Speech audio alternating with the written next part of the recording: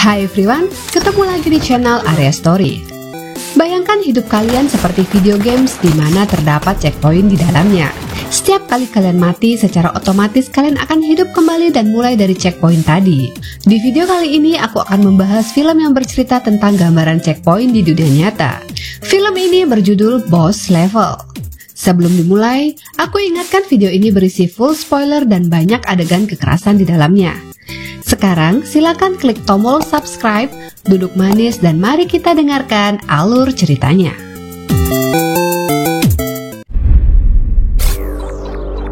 Cerita ini dimulai di sebuah kamar apartemen. Pagi itu seorang penyusup datang dan menyerang penghuni kamar. Walaupun akan dibunuh, pria itu dengan santai melawannya bahkan sambil ngopi. Lalu helikopter datang dan menembakkan senjata mesin. Ini juga bukan masalah. Dengan sebilah pisau, helikopter berhasil ditumbangkan. Pria ini bernama Roy.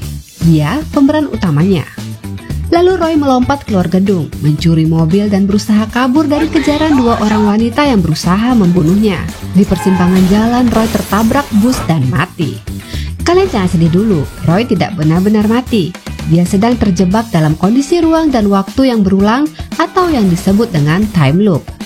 Setiap Roy mati, dia akan kembali ke posisi semula seperti di awal film. Kita sebut posisi ini dengan checkpoint. Apa yang terjadi selanjutnya bisa sama, bisa juga berubah tergantung apa yang dilakukan Roy. Satu hal yang tidak berubah, dia selalu mati. Roy sudah 139 kali mati pada adegan di awal film tadi. Selalu ada orang yang memburu dan membunuhnya. Pemburunya juga orang-orang itu saja. Ada yang cebol, yang kembar, ahli pedang, bahkan salah satunya mirip dengan Roy. Dan Roy menamainya dengan sebutan Roy Number 2. Roy tidak tahu bagaimana time loop itu bisa terjadi, tapi pacarnya Roy yang bernama Gemma tahu jawabannya. Pada percobaan sebelumnya, Roy menghubungi Gemma ke kantornya, tapi bosnya Gemma yang bernama Ventor memberitahu kalau Gemma baru saja mati hari itu karena kecelakaan kerja. Roy kaget dan lantas pemburu kembar muncul menembakkan bazooka ke arahnya.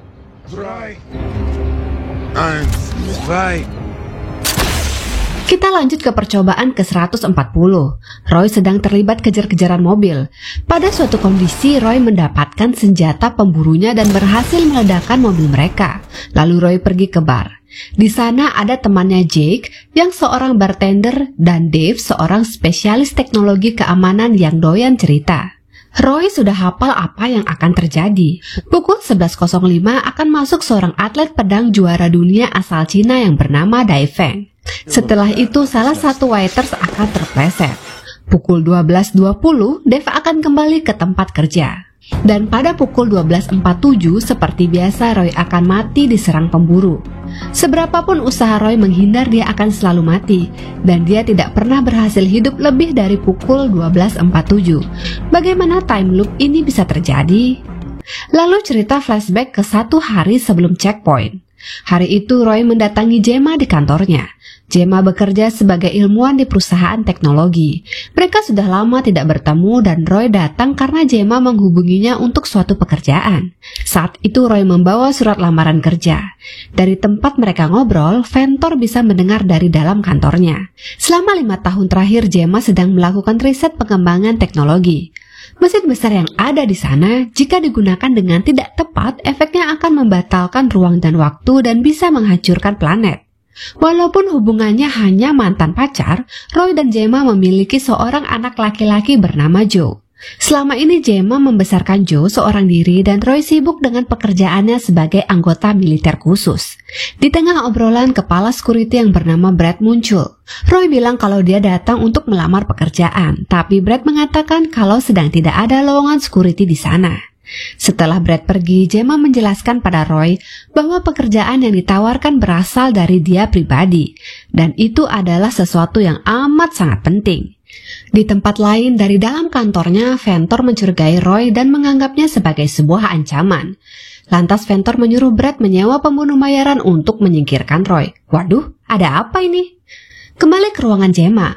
Saat itu Gemma mengambil sampel rambut Roy dan memintanya untuk mengecek hadiah ulang tahun yang ia kirimkan ke rumah Roy beberapa hari yang lalu. Gemma bilang itu adalah hal yang sangat penting dan Roy harus segera melihatnya. Lalu Ventor memanggil Gemma untuk ke ruangannya. Sebelum pergi, Gemma memberikan pesan kepada Roy. Gemma meminta versi terbaik dari diri Roy, dan hal terakhir yang ia sampaikan adalah Osiris.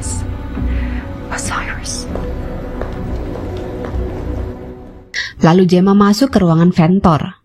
Di sana ia ditanyakan tentang Spindle, teknologi yang sedang perusahaan kembangkan. Gemma bertanggung jawab atas penyelesaian proyek tersebut, dan ia mengatakan butuh waktu seminggu lagi untuk menyelesaikannya.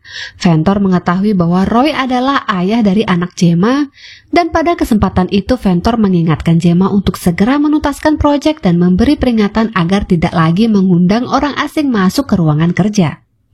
Masih di hari yang sama, malamnya Roy berada di sebuah bar dan sedang berkencan dengan seorang wanita. Wanita itu berprofesi sebagai seorang dokter gigi. Saat sang wanita pergi ke toilet, Roy menerima telepon dari Gemma. Waktu menunjukkan pukul 3 pagi, tapi Gemma masih berada di kantornya. Gemma nampak memasukkan sampel rambut Roy ke dalam suatu alat. Saat itu Gemma berkata bahwa dia sedang melakukan hal yang sangat penting, dan jika sesuatu terjadi dia meminta Roy untuk... Tiba-tiba sambungan terputus dan Roy tidak paham apa yang dikatakan Gemma. Lantas Roy membawa wanita itu ke apartemennya. Mereka mabuk dan tidur bareng di sana. Lalu keesokannya checkpoint dimulai dan Roy terjebak di sana. Oke, kita kembali ke time loop. Tidak mau mengulang hari yang sama dan mati berkali-kali, Roy mengupayakan sesuatu. Dimulai dengan membuka hadiah ulang tahun dari Gemma. Bingkisan tersebut berisi sebuah buku berjudul I Set and Osiris. Roy berusaha mempelajari buku itu sambil menjalani hari-harinya yang selalu diburu pembunuh. Roy memutuskan menghindari tembak-tembakan dan mencari tempat sunyi untuk membaca. Dan Roy memilih game center di tengah kota. Iset dan Osiris adalah pasangan suami istri dalam mitologi Mesir. Iset adalah wanita yang menguasai mantra perjalanan akhirat, sedangkan Osiris adalah suaminya yang mati dengan kondisi tubuh terpotong dan disebarkan ke seluruh Mesir. Di sana Roy melihat Joe, anak hasil hubungannya dengan Gemma. Roy merasa sedih karena Gemma sudah meninggal dan Joe belum mengetahuinya. Roy mengikuti Joe ke dalam arena video games dan menghampirinya. Ternyata Joe bolos sekolah dan Roy mengajaknya keluar untuk bicara. Ada yang aneh saat Roy berada di sana. Semua layar yang dilewatinya mendadak mengalami gangguan. Roy berniat untuk memberitahu Joe bahwa Gemma telah meninggal. Namun saat itu ia melihat jam menunjukkan pukul 12.50. 3 menit melewati rekornya. Roy menyadari bahwa ternyata selama ini dia dilacak. Lalu semua pemburu muncul dan membunuhnya. Sebelum mati, Roy memberitahu Joe bahwa dia adalah ayah kandungnya. Roy kembali ke checkpoint dan berusaha mencari alat pelacak dari dalam tubuhnya. Ia berkonsultasi dengan Dave dan menurutnya alat pelacak paling efektif akan ditanam di gigi. Roy lantas teringat wanita yang ia ajak tidur di malam sebelum checkpoint. Wanita itulah yang menanam pelacak di gigi Roy. Selanjutnya Roy meminta tang kepada Jake dan mencabut giginya sendiri di toilet. Akhirnya alat pelacak ditemukan, lalu Roy number 2 muncul dan membunuhnya. Setelah terbangun kembali di checkpoint, Roy menanyakan wanita yang bersamanya dan mendapatkan informasi bahwa Brad yang menyuruhnya untuk memasang pelacak itu. Roy memanfaatkan pelacaknya untuk menjebak semua pemburu dan berhasil mengalahkan mereka. Why? There's gotta be a good reason. Target berikutnya adalah Brad dan bosnya, Ventor. Untuk membunuh keduanya, Roy harus pergi ke laboratorium dan menembus keamanan gedungnya. Dimulai dengan cara brutal. Roy menerjang tembok pagar dan gagal. Percobaan berikutnya, Roy menggunakan bom yang terpasang di mobilnya. Namun, masih juga gagal. All day, dick. Akhirnya Roy membunuh Roy number 2 dan menyamar menjadi dirinya untuk masuk ke gedung. Butuh mati berkali-kali bagi Roy untuk bisa melewati lift dan penjaga di lantai paling atas.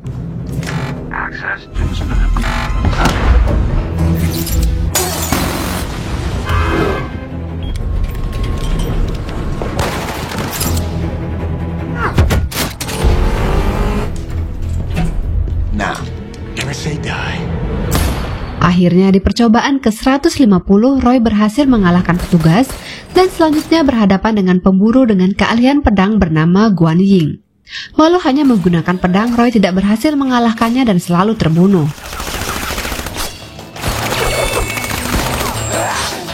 Sampai pada suatu percobaan, Roy ditusuk Guan Yin dan Ventor muncul. Sebelum mengeksekusi Roy, Ventor ngebacot dulu. Dalam pidatonya dia menyebutkan soal spindle Osiris dan lantas memenggal kepala Roy. Setelah hidup kembali, Roy memikirkan tentang apa yang dikatakan Ventor. Roy mengambil kesimpulan bahwa ia terjebak dalam benda yang disebut dengan spindle Osiris. Dan faktanya Ventor tidak tahu bahwa Osiris berfungsi. Roy lantas merubah strategi. Pada checkpoint selanjutnya ia menemui Daefeng, ahli pedang yang pernah ia lihat di bar dan bermaksud berguru kepadanya. Daefeng tidak punya waktu banyak untuk mengajari Roy karena besok pagi dia harus kembali ke Shanghai. Jadi dia hanya punya waktu 1 hari. Hal itu bukan masalah bagi Roy. Dia bisa mati berkali-kali untuk berlatih terus-menerus dengan Daefeng. Latihan itu dilakukan puluhan kali sampai ia mahir menggunakan pedang. Setelah cukup berlatih, pada checkpoint selanjutnya Roy kembali menemui Guan Yin. Kali ini Roy tidak memakai senapan dan bertarung menggunakan pedang. Dengan skill yang telah dimilikinya, Roy berhasil mengalahkan Guan Yin.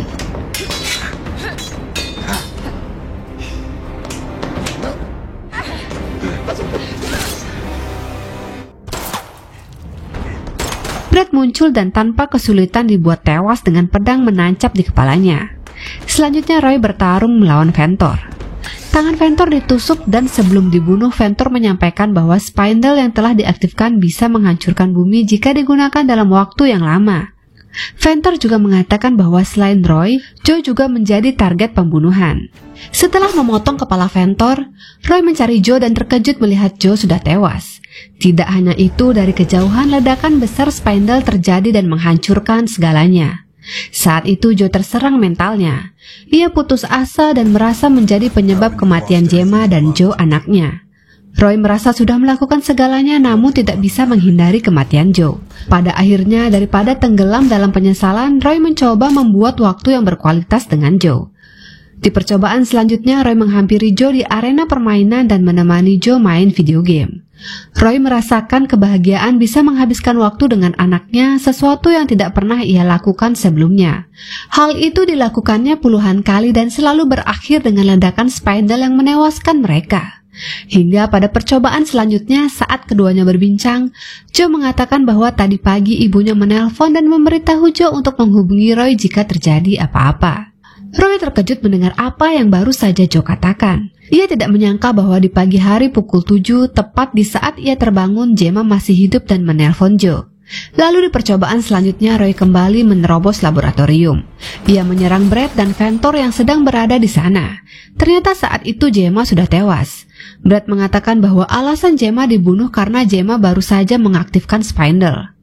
Dari rekaman CCTV, Roy melihat Gemma dibunuh setelah pukul 7.14. Roy memiliki waktu 14 menit dari sejak ia bangun. Lantas Roy kembali ke checkpoint. Roy terbangun, kali ini ia langsung membajak helikopter dan menuju gedung lab.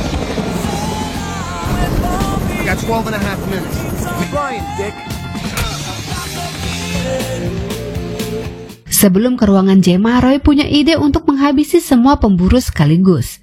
Dengan senjata mesin helikopter, Roy menembaki mereka dan itu menghemat waktunya. Selanjutnya, Roy dengan cepat mengalahkan semua security di gedung itu.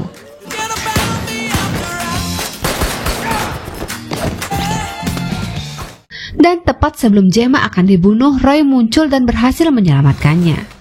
Gemma terkejut melihat Roy datang untuknya. Gemma tahu Roy telah melewati banyak time loop untuk bisa sampai di sana tepat waktu. Sekarang mereka harus menghentikan spindle Osiris sebelum meledak. Roy bertanya bagaimana cara menghentikan spindle itu. Gemma menjelaskan itu bukan soal menghentikannya, tapi soal mengatur ulang sistemnya. Gemma memasukkan DNA dari rambut Roy sebagai massa yang hilang pada sistem spindle dan Roy harus masuk ke mesin itu. Apa yang akan terjadi selanjutnya? Secara teori kontinum, ruang dan waktu akan mengatur ulang dan memutar kembali. Gemma tidak tahu pasti. Karena ia juga belum pernah mencobanya. Spindle dikerjakan terburu-buru karena Ventor memaksa Gemma untuk menyelesaikannya. Yang pasti, kalau Roy tidak masuk ke sana, dunia akan berakhir karena spindle akan meledak. Tapi kalau Roy masuk ke sana, kemungkinannya ada dua. Sistem spindle akan kembali seperti semula, atau Roy akan lenyap. Akhirnya Roy mengucapkan salam perpisahan kepada Gemma dan berjalan masuk ke spindle. Dan film pun tamat.